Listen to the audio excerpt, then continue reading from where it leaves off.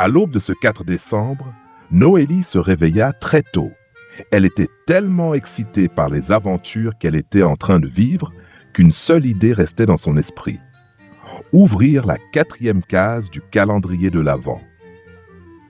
Toi aussi, ne me dis pas que l'idée de manger tous les chocolats du calendrier de l'Avent le même jour ne t'a jamais traversé l'esprit, hein? Du coup, Noélie gravit les marches de l'escalier 2 par 2 pour se rendre au plus vite dans le grenier et ouvrir cette 4e case du calendrier magique.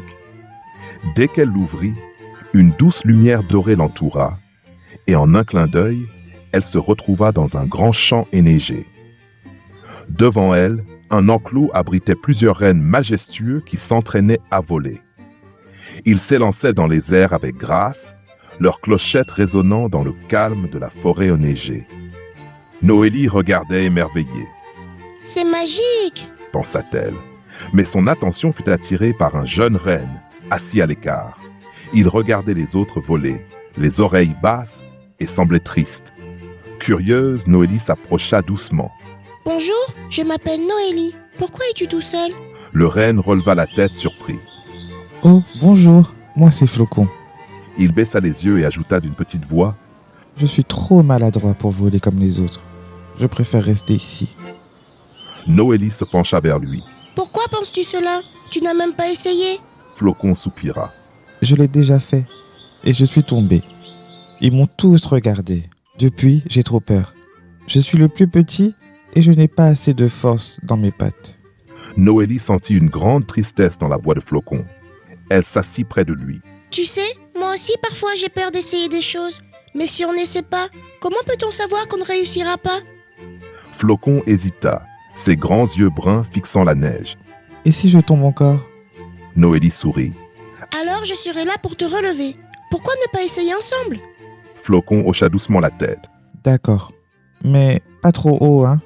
Noélie se leva et se tourna vers les autres rennes.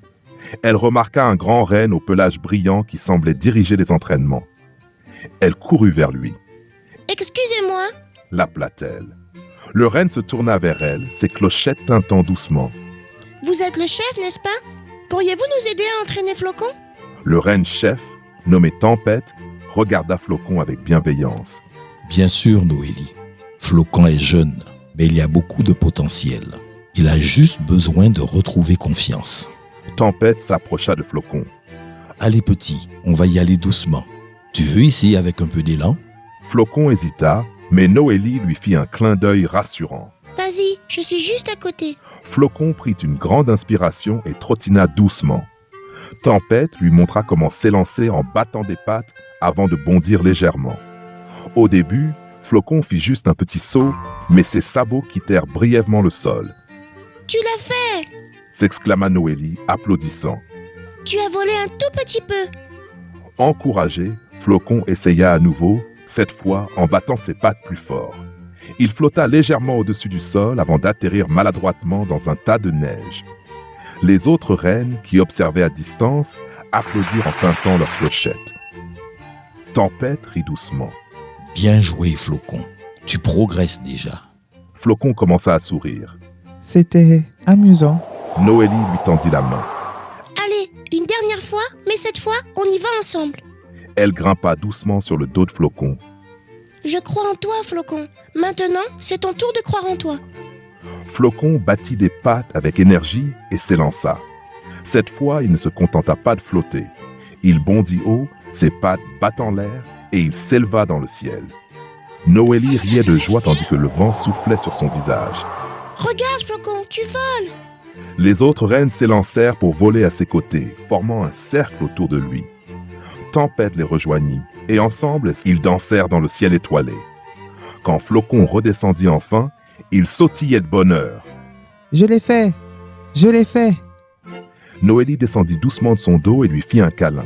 « Tu vois, tout ce dont tu avais besoin, c'était un peu de courage. » Flocon baissa la tête pour toucher la joue de Noélie avec son museau. « Merci, Noélie. Je n'y serais jamais arrivé sans toi. » Tempête s'avança.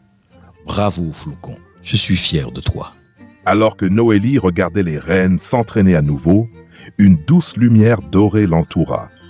Elle se retrouva de retour dans le grenier. La 4e case était ouverte. Elle jeta un regard à la 5e, qui scintillait doucement, promettant une nouvelle aventure encore plus extraordinaire pour demain. Et oui, il faut encore attendre demain pour connaître cette nouvelle aventure. Mais en attendant, voici une petite énigme pour toi. Je suis léger comme une plume, mais même le plus fort des hommes ne peut me tenir bien longtemps. Qui suis-je? Alors, une idée? Réfléchis bien avant que la prochaine case ne s'ouvre.